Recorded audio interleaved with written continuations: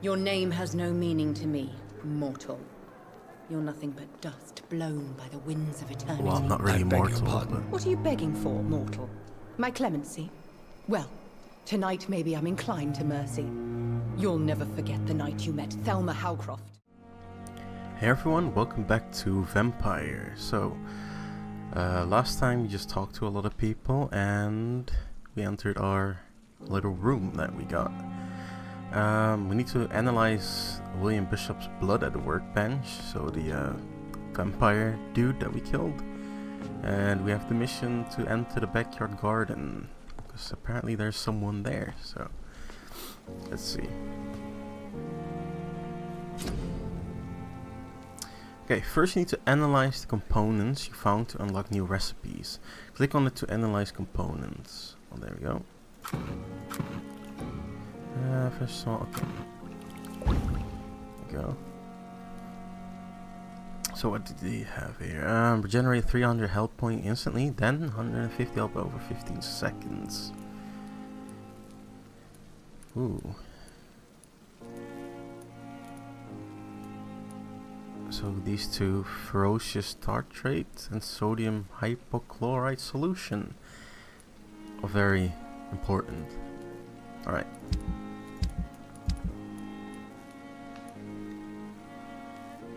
Yeah, I want to make these. These seem important. Alright. William Bishop's blood is much more unstable than human blood and shows extensive mutation. But this is not what happened to me. I must keep on searching. The sun is about to rise. I can feel it. I'll continue tomorrow night. Does that mean I can't go to the garden? So much time now. I want to see if the dude is in the garden. I'm not sure how to get to the garden. Is this the front? How do I get to the garden?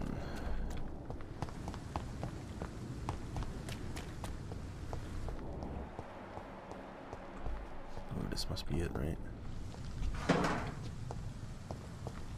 Somewhere. Scowl voices in the garden. I should investigate. If they were to find somebody.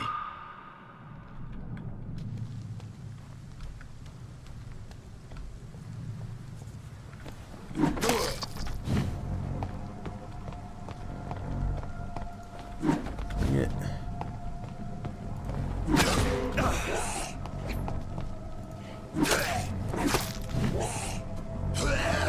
Oh. Damn it.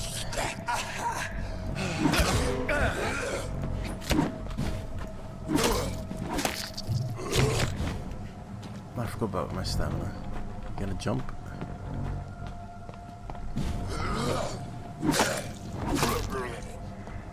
Easy.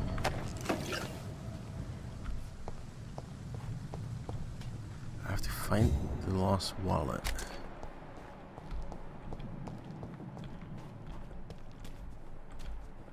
I hope my senses help me with this.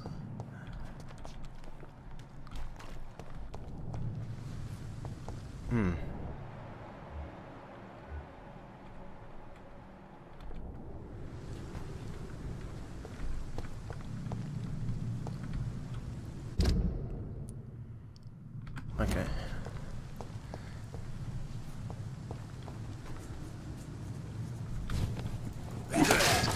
Oh, that's not good.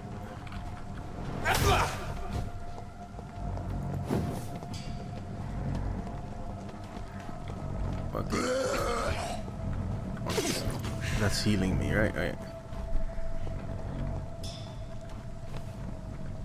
Okay, okay. You don't care. I'll use this, sure.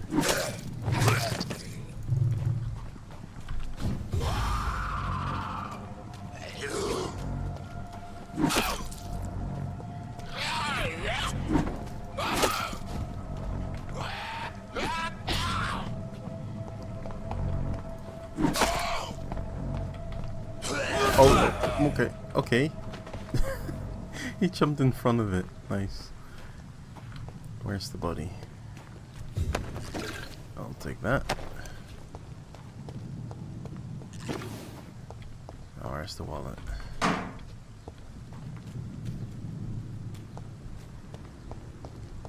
Oh, there it is. I think. Oh, photograph in a wallet. Photograph of a smiling and loving couple with a few words written on the back. Milton and people forever. Well.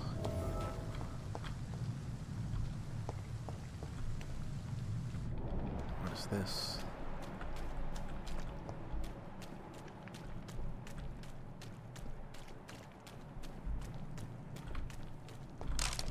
I'll take that. Can't enter there. Bring the wallet back to its owner. Let's see if I can find him. Should go to the front.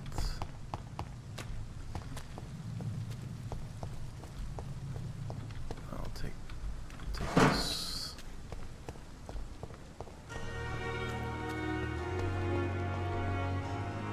Wait, I haven't been here, have I? It's locked, all right. How are you doing?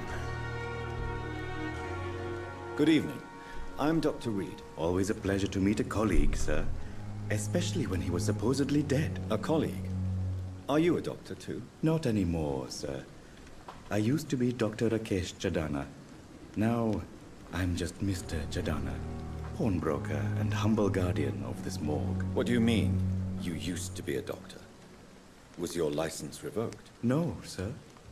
It is just that I like to be precise. I run a little pawn shop while taking care of the dead. But I used to be a real doctor.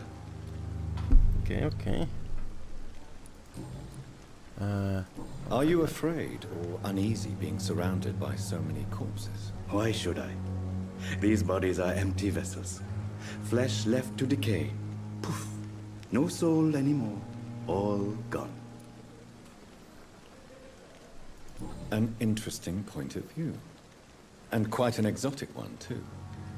Most people fear, or at least have a respect, for dead flesh. Sir, as a medic during the war, I learned to face my death and the death of others.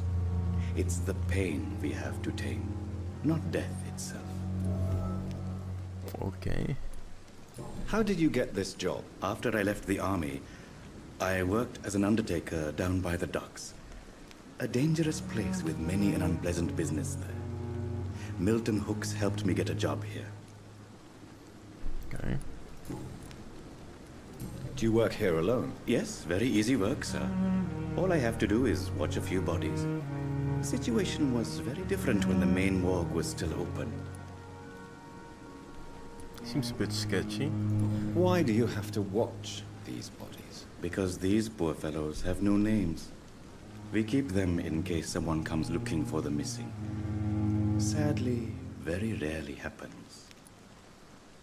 Okay.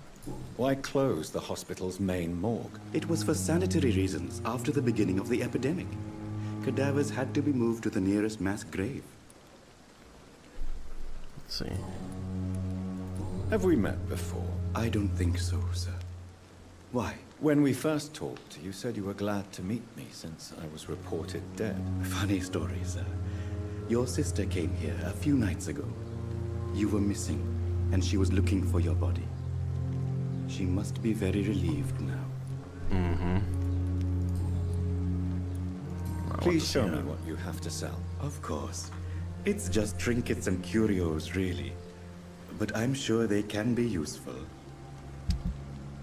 Ooh. Yeah, well, it needs to be analyzed. So this is my own? Okay. So what is something worth? Junk. Can be recycled into components. I'll actually keep it then. And there's a locked thingy. For some reason he seems a bit sketchy, but okay.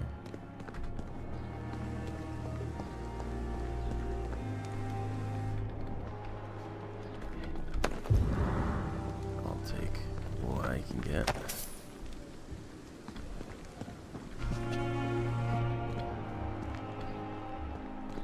Need to get to the gun cellar. If I can remember where that is. Take that. Should be around here, right? Yeah. Alright, where's Mr. Gunn? There he is. You wanted the wallet, right? Good evening, Milton. Good evening, Doctor. Still trying to save lives? Have you found your wallet? I have some good news, Milton. What? The epidemic's over? I retrieved your wallet with all the money and a certain picture. Well, yeah, Pippa Hawkins is my girl. So what? Is it the difference of skin colour that bothers you? Not at all, Milton. Good. Please, take this money anyway. To remind you to keep your mouth shut. Not everybody is as broad-minded as you, Dr. Reed. Can I ask him something else? Yeah. What's going on between you and Nurse Hawkins? Pippa's tired. Tired of all this shit. Tired of all those corpses piling up. She's as depressed as I am. During the war, I witnessed a few couples just like you come together in difficult circumstances. It can be very damaging. Maybe you're right. But we support each other. And that's all that matters. Okay. You do realize you could both get fired. Hospital staff are not meant to have intimate relationships with one another. Come on, Dr. Reed. Do you know how many rules are broken in this hospital every day just to keep it running? There's nothing wrong with what we're doing. Okay. Nothing here. Goodbye, Milton. Okay.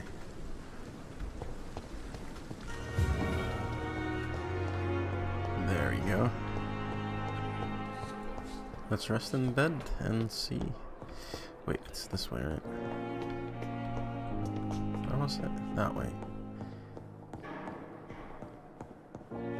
Until the next night.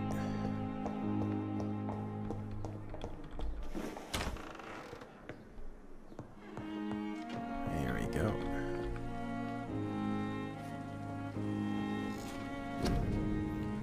Can I buy anything? I'll actually get the stem. Seems useful.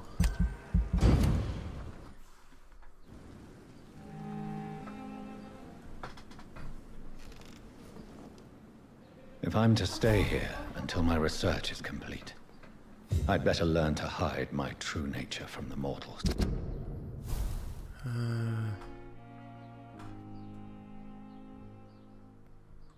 Alright. But what about my thirst for blood? Uh-oh. Hello? Yes, Nurse Crane? How can I help you? I'm so sorry. I know Dr. Swansea wanted you to rest, but we have somewhat of a crisis. A crisis, you say? Our supply of antiseptics is nearly depleted. I was hoping there was another box up here, but...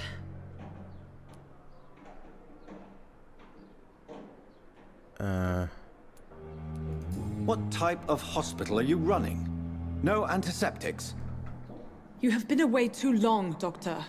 With the war and now this epidemic, supplies have been running scarce for months now. I may have a solution. In France, during the war, drugs shortage was a daily problem, and we had to use our wits to overcome the shortages. However do you mean? If combined correctly, certain household chemical products can be used in a pinch instead. Now, where's the hospital storeroom? The storeroom? Fat chance. This is the Pembroke, and space is luxury we don't have. Everything used to be stored in the old morgue. Perhaps I should look there first. Where is this morgue? It's the large building behind the hospital. You'll need to go in the back door because it's been sealed off for sanitary reasons. Take this key. It opens a small back entrance at the end of a narrow street. Okay. The abandoned morgue behind the hospital. A small door at the end of a narrow street. On my way then. Thank you, nurse. Seems sketchy, but sure. I'll go. Alright. Just have to get used to the layout. Is there anyone I can talk to? I'm supposed to be heading that way. Is there any other person that has a little mission for me there? Hello. Good evening, Missions. miss. I'm Dr. Reed, the new surgeon at the Pembroke Hospital. And who are you? Your name has no meaning to me, mortal. You're nothing but dust blown by the winds of eternity. Well, I'm not really I beg your mortal, pardon. but What are you begging for, mortal? My clemency? Well, tonight maybe I'm inclined to mercy. You'll never forget the night you met Thelma Howcroft. You keep calling me mortal. Why is that? And if I'm mortal, what are you? Well, Dr. Reed, if you must know, I'm a vampire. sure. And why do you believe you're a vampire? I don't need to believe anything. It is what I am. It is what I feel within this hollow shell of flesh. Okay. Please, describe to me how you feel. What is it like to be a vampire? I can hear my body crumble from the inside as my flesh cracks and fades. I sense the last pulse of postulant blood within my drying veins. I need new blood. Okay. I see. Have you ever heard of Cotard's syndrome, Miss Howcroft? Never. It's a mental illness discovered by a French neurologist named Jules Cotard. The affected patients are delusional. They believe that they are putrefying, that they are dead, a ghost or a ghoul. Or in your case, a vampire. Delusional, you say? Oh, sad and petty mortal.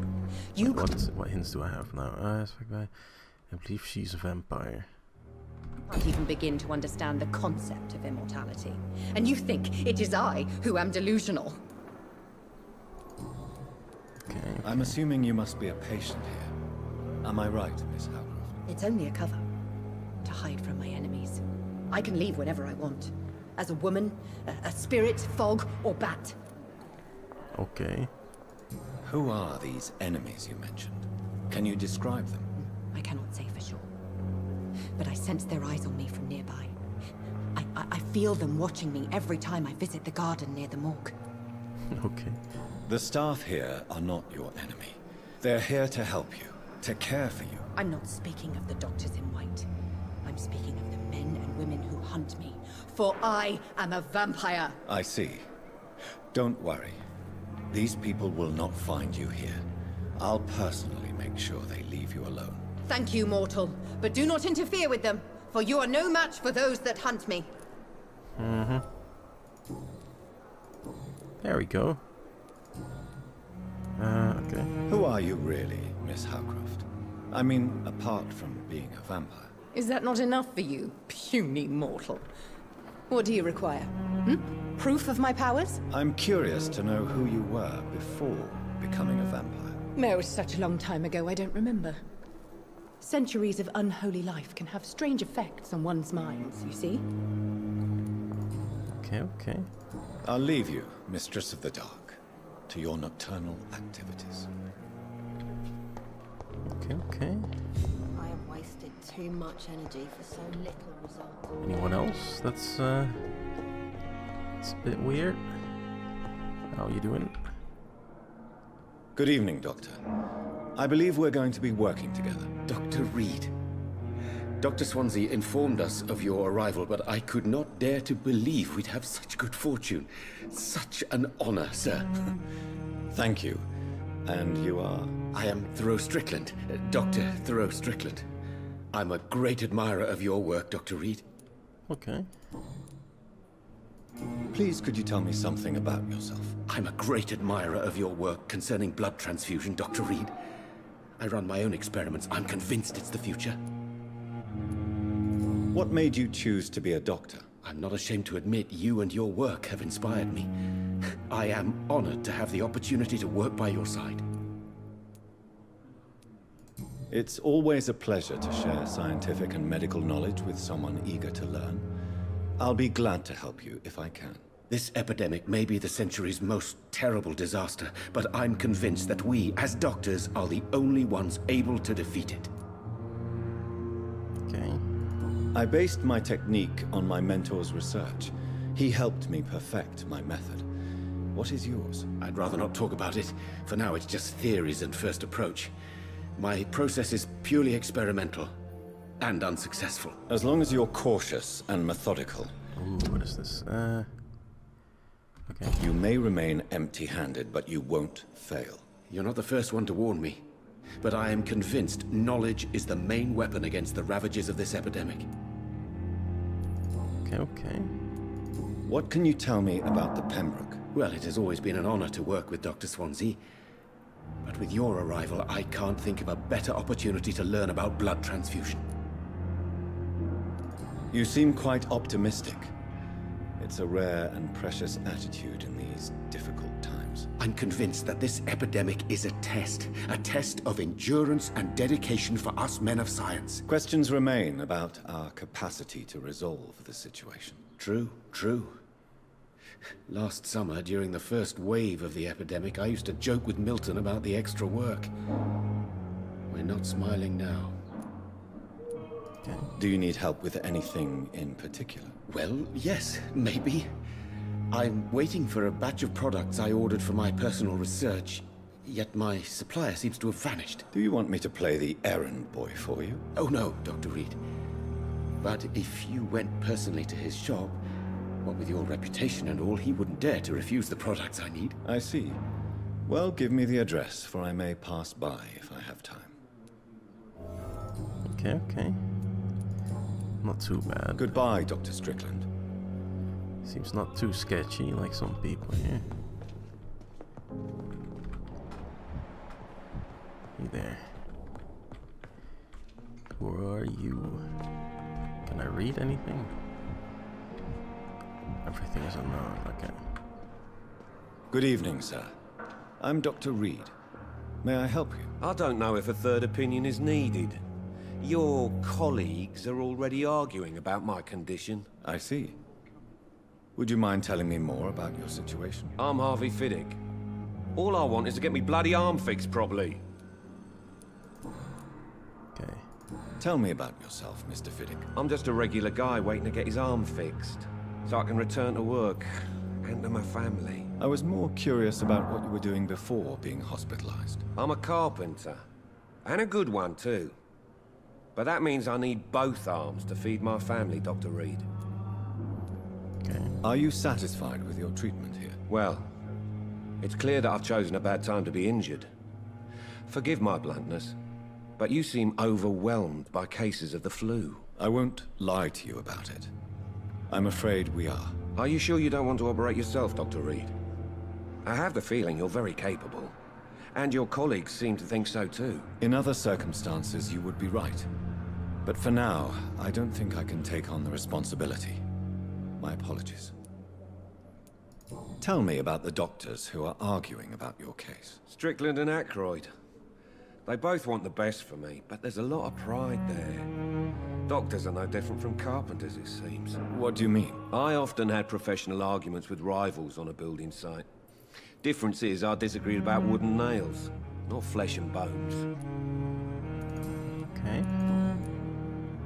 I need more hints. Goodbye for now, Mr. Fiddick. I'll see you later.